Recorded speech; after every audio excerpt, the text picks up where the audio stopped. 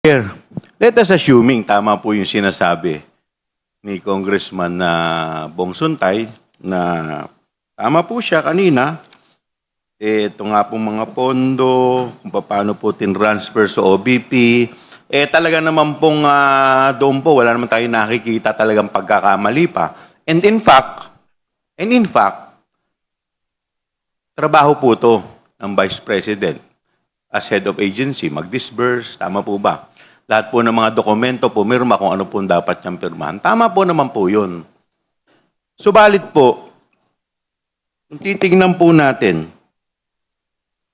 dito po sa paragraph 27, sabi po dito, the cash was placed into 4 traveling bags and brought to the OBP on the same day. Thereafter, BP Sara instructed Acosta to release the 125 million pesos to Colonel La Chica. At dito po, sabi po dito, Acosta, pursuant to VP's instruction, personally gave Colonel La Chica the full amount of 125 million pesos. Now, my question is, ang SDO po ay si Acosta. Ano po ang papel ni Colonel La Chica dito po sa 125?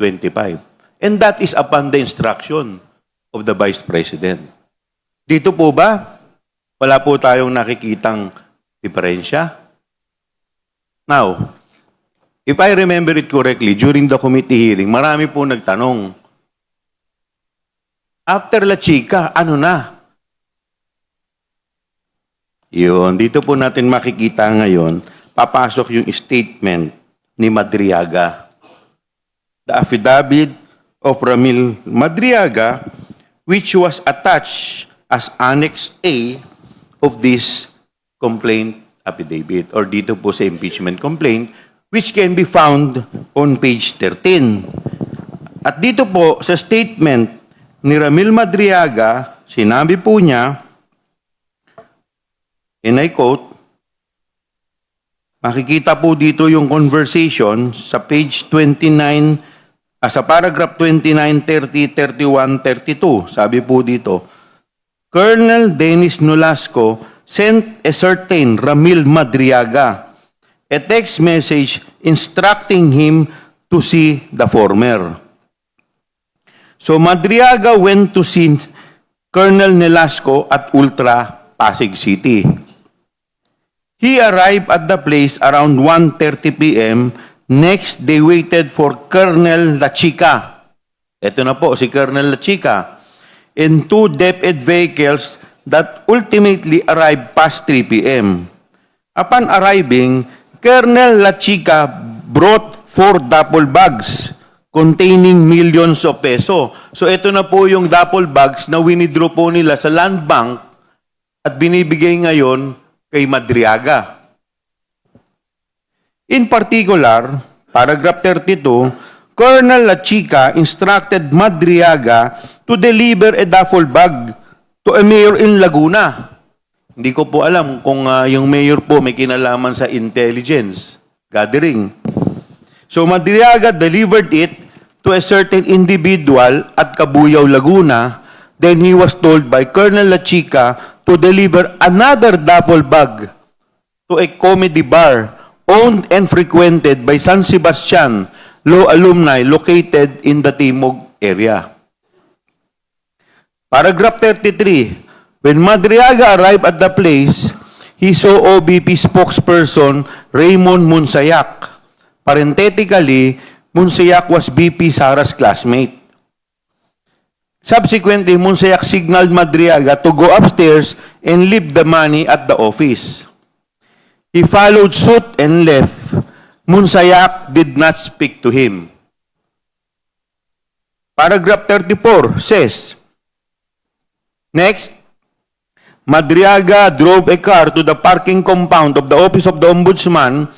He also brought another duffel bag of money and placed it inside the car. When he arrived at the ombudsman compound, a guard signaled for him to park in a specific reserved spot, and he did. He placed the keys on top of the left front wheel and left. He then saw someone retrieve the keys and drive the car away. Within the same period, Colonel Nolasco gave Madriaga a white Toyota Vios with money in the amount of around 80 million pesos. Following Colonel Nolasco's instruction, Madriaga drove the white Vios to a parking lot inside SM Mega Mall, parked and locked the car, placed the keys on top of the left front wheel, and moved away. He then waited for someone who retrieved the keys and drove off. On another day, Madriaga saw the same motor Vios driven by the wife of Ombudsman Prosecutor Ryan Ray Kilala, named Rhea, who was a classmate of BP Sara at San Sebastian Law. Now, If I may interrupt, Honorable Chua, you are more than 5 minutes, yes, so I will kindly wrap, wind up. I will already wrap up my statement. Madam Chair, dito po yung sinasabi kanina ni Congressman Rupos na conspiracy. So dito na po napunta yung sinasabi po ni Congressman na hinahanap po natin kanina yung 125 million. With all the documents, kaya po yung COA naglabas ng AOM, naglabas ng kung ano-ano mga pangalan na eventually nakita po natin yung mga pangalan ay hindi makita ngayon. So ito na po yung sagot sa tanong kung saan po napunta yung pera na binigay kay La Chica. Base po ito sa affidavit ni Madriaga, which is attached in this complaint. So therefore, there is a recital of facts which constitutes the offense charged. Thank you po. You read the name of Nolasco and La Chica. Just for the record, Congressman Joel Chua, who are these personalities? Nolasco and La Chica. You read that from the affidavit.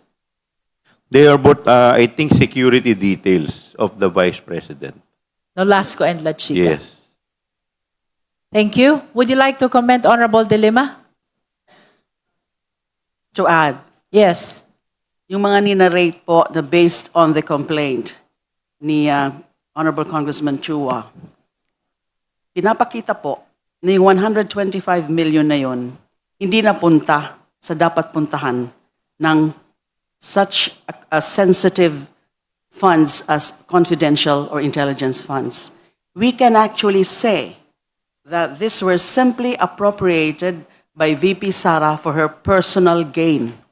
Kapag hindi napunta dun sa dapat puntahan, at sabi nga sa affidavit ni Ramil Madriaga, ay ito ay napunta sa iba-ibang tao na ano ba sila? Hindi naman sila part of anything. Wala namang sinabi, there was no report, neither the Vice President nor the OVP reported any loss of the 125 million confidential funds. Dahil nga, napunta sa mga ganyan. So that is actually personal gain for our own personal purposes, whatever it is. Bakit napunta dun sa mga personalidad na yon as testified to by Colonel La Chica and Colonel Nolasco, which are part of the Office of the Vice President Security Detail. These are actually the head. Nolasco is the head, and also La Chica is, sila talaga yung mga supposedly pagkakatiwalaan ng Vice President. And so, it shows personal gain. Gusto ko lang pong sabihin at this point, na tungkol naman po sa plunder, yes, I agree that it's more of a conspiracy.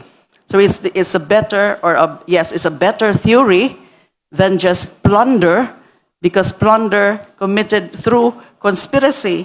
Let us remember po, na pang malversation of public funds, it's plunder committed through a series of acts of malversation.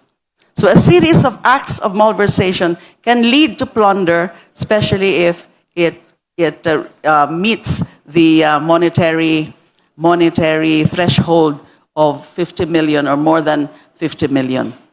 Thank you. Any other member who wished to manifest on Madam- the first ground? The Honorable Madam Chair. Marcoleta.